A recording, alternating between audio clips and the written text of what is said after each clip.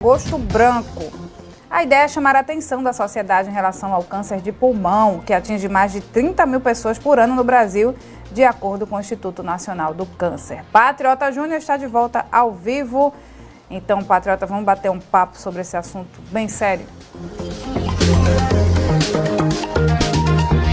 Pois é, Renata, só para vocês terem uma ideia, o câncer de pulmão, mundialmente, em incidência é o primeiro no mundo em homens e o terceiro em mulheres. Daí a importância dessa campanha de conscientização, de prevenção, de sempre monitorar, buscar o médico regularmente, porque quando a doença é diagnosticada ali no início, as chances de cura são muito mais altas. A gente vai conversar sobre esse assunto agora com o Dr. Célem Brandão, que é oncologista. Doutor, bom dia, bem-vindo à Rádio Cidade mais uma vez. Qual a importância do Agosto Branco? Bem, extremamente importante campanhas como Agosto Branco, de conscientização em relação aos sinais e sintomas e um alerta a toda a população em relação ao estilo de vida ideal, de não fumar, de não beber, de ter uma vida mais ativa, prática de atividades físicas, de ter uma boa alimentação, estar atento a sinais e sintomas do câncer de pulmão, como tosse, como perda de peso, como escarro às vezes com sangue, como dores na região torácica que não melhora, e extremamente importante, porque nos casos iniciais os sintomas são muito poucos, são muito discretos, mas de acordo com o local do tumor, o tamanho do tumor, ou estágio da doença, eles começam a aparecer. E quanto mais precoce o diagnóstico, maior a chance de cura. Quais fatores podem contribuir para o surgimento da doença? Principalmente o mau hábito de fumar.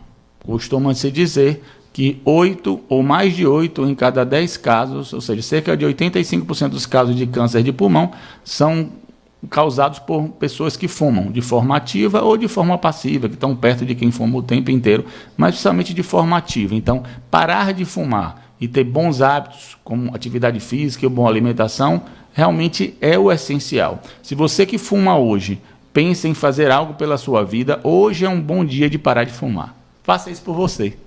Ô, doutor, como é que se chega ao diagnóstico do câncer de pulmão? O diagnóstico inicialmente é pela suspeição, Se o paciente tem sinais e sintomas, entre eles tosse, perda de peso, escarro, às vezes sanguinolento, ele busca um médico. Esse médico geralmente ele faz o exame físico, ausculta pulmonar, às vezes inicia com raio-x de tórax, muitas vezes já detecta ali algum nódulo, mas o ideal de rastreio no paciente tabagista, principalmente, é a tomografia. Então, faz uma tomografia e aí, visualizando a lesão de acordo com a localização, o paciente pode ser submetido a uma biópsia, por exemplo, por broncoscopia, que é uma endoscopia que se faz pela via aérea. Então, chega lá perto da lesão e retira um fragmento dessa lesão e manda para análise. E existem outras formas, às vezes faz biópsia guiada por uma imagem, que o médico vai lá com uma agulha específica, durante uma tomografia, por exemplo, e tira um fragmento da lesão. Depende muito da localização. Uma vez retirado esse fragmento, ele vai para análise e, confirmando o tumor, se vê o estágio da doença para propor o melhor tratamento. O fator genético também influencia? Se eu tenho casos na família, devo ter uma atenção maior? Em geral, os fatores genéticos, ou seja, hereditários, eles perfazem menos de 10% dos casos. Geralmente de 6% a 10%. Então, é importante a gente ter essa avaliação oncogenética, sim, principalmente nas famílias que têm diversos casos aí, até a 4ª geração de cânceres, não só de pulmão, isso também é importante em mama, entre outros. Mas a grande maioria dos casos está relacionado aos hábitos de vida e ao mau hábito de fumar. Ô doutor, questão da idade, Tem uma faixa etária que está mais propícia a desenvolver a doença, ou realmente as questões, os fatores ligados ao estilo de vida é que vão pesar mais?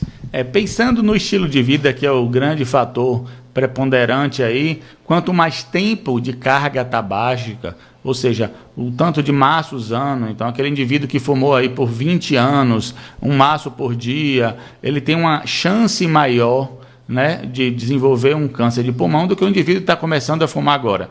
Então, normalmente a gente vê numa etapa, numa idade, numa faixa etária maior. Então, acima dos 60 anos, a gente tem uma faixa etária que é muito mais propícia a ter câncer de pulmão, porque ele passou mais tempo sendo submetido aí ao mau hábito, à poluição e ao mau hábito de fumar. Então, é muito maior a incidência nas pessoas mais velhas, porém, não só nas pessoas mais velhas, e inclusive tem alguns subtipos que acometem pessoas que nunca fumaram.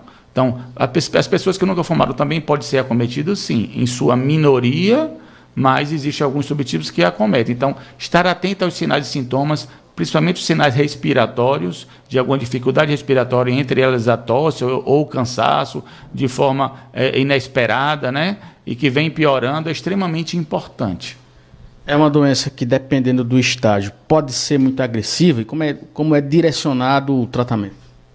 Sim, dependendo do estágio, o paciente às vezes já entra num quadro clínico, às vezes de doença avançada. Tem pacientes que desmaia, você vai ver, tem uma lesão já em outros locais, como o cérebro, como os ossos, tem dores no fígado, ou seja, a doença pode já ser descoberta de forma disseminada. Então, é extremamente importante a gente estar atento aos sinais e sintomas, passar o paciente, principalmente os grupos de risco que são tabagistas, pelo rastreio, com avaliação médica, pneumológica e tomográfica, e o tratamento vai depender de forma individual. Se o tumor for inicial, dependendo da localização, ele pode ser submetido, entre outras coisas, à quimioterapia ou à cirurgia, à ressecção cirúrgica.